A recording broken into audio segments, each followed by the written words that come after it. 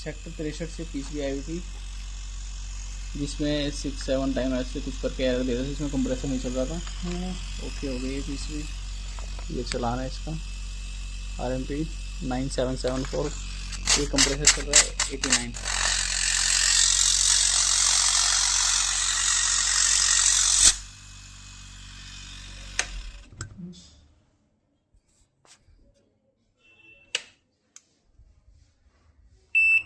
अभी testing mode चला रहा हूँ।